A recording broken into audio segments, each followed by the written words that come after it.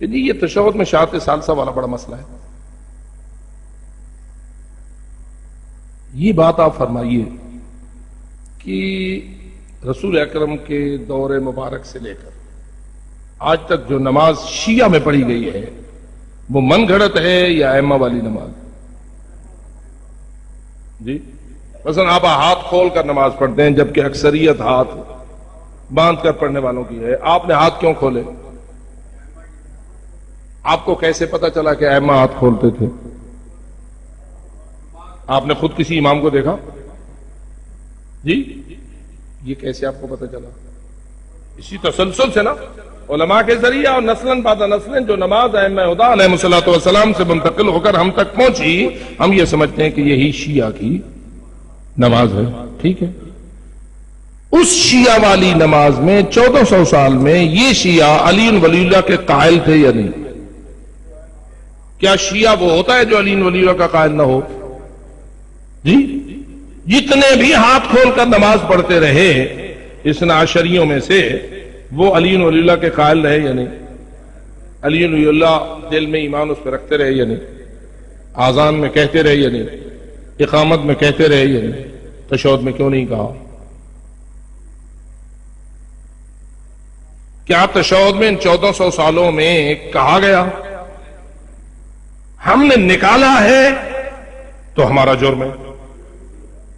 ہم نے اگر اشہد ان علی ولی اللہ کے لفظیں تشہد سے آ رہی تھی ہم نے نکالی ہیں، پھر تو آپ ہمیں مجرم بنائیں. میرا سوال یہ ہے کہ گزشتہ 1400 سال کے شیعوں کے ہاں تشہد میں اشہد ان علی ولی اللہ کیوں نہیں تھا؟ کیا وہ شیعہ نہ تھے؟ کیا وہ علی ولی اللہ پر ایمان نہیں رکھتے تھے؟ جی رکھتے تھے، شیعہ تھے، نماز پڑھتے تھے.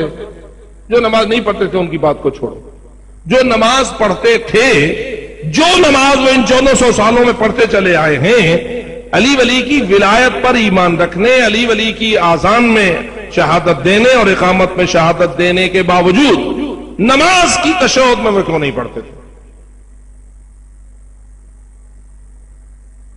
اس کا مطلب یہ ہوا کہ اہل بیت رسول کی نماز جو ان کی طرف منتقل ہوئی نسلاً بعد نسلاً، اس کے تشہد میں شہادت ولایت نہیں تھی.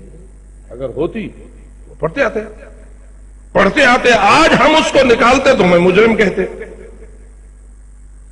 اب شیعہ کی نماز تو وہی ہے 1400 سال میں جس میں شہادت ولایت در تشہد نہیں ہے. آج اگر تم داخل کرنا چاہتے ہو تو تم ثبوت مہیا کرو نا. تمہیں کس نے اجازت دی ہے کہ تم نماز میں 1400 سال والی نماز کو چھوڑ کر فقط جذبات سے لوگوں سے ناجائز فائدہ اٹھاتے ہوئے تم علی ولی اللہ کو شامل کرو؟ آج اگر تم علی ولی اللہ کو شامل کرو گے تو کل بہت ساری باتیں اور بھی شامل کرو. کل تم کہو گے کہ حضرت عباس کا ماتم بھی نماز میں ہونا چاہیے. کیا خیال ہے، ماتم عبادت ہے یا نہیں؟ علی ولی اللہ پڑھنا بڑی عبادت ہے یا ماتم کرنا بڑی عبادت ہے؟ مشکل مسئلہ ہے شاہ صاحب، مشکل ہے. ابھی مشکل ہے، کل آسان ہو جائے گا. جو لوگ ماتم کو بڑی عبادت سمجھتے ہیں ان کے نزدیک آذان میں اشہد ان ولی اللہ کوئی چیز نہیں، اقامت میں اشہد ان علی ولی اللہ کوئی چیز نہیں، کلمہ میں علی ولی اللہ ان کے نزدیک کوئی چیز نہیں. ان کے نزدیک سب سے بڑی چیز ماتم ہے. میں جانتا ہوں ان کے جذبات کو، آپ جانتے ہیں مجھ سے زیادہ. اور وہ جتنے ماتم کے عاشق ہیں کل کہیں گے جب تک 2-4 ہاتھ سینے پر نماز کے اندر نہیں ماریں گے ہماری نماز نہیں ہوتی. تھوڑے دنوں کے بعد کہیں گے جب تک کہ نماز کے اندر 1-2 خون کے قطرے نہ نکلے، زنجیر کا ماتم نہ کیا جائے، بلیڈ نہ مارے جائیں، اس وقت تک نماز صحیح نہیں ہوتی. تو کیا تمہیں ہمیں اجازت دیں کہ تم جو مرضی آئے نماز کے نام پر شامل کرو اور ہم تمہارے مرید اور نوکر ہیں؟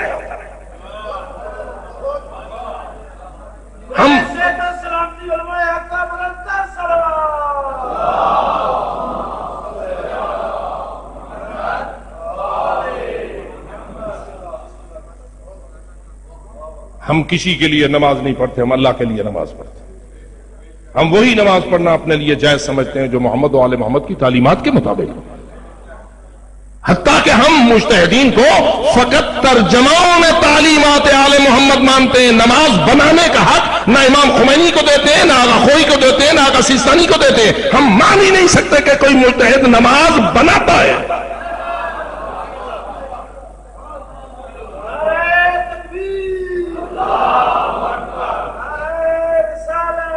یا رسول اللہ،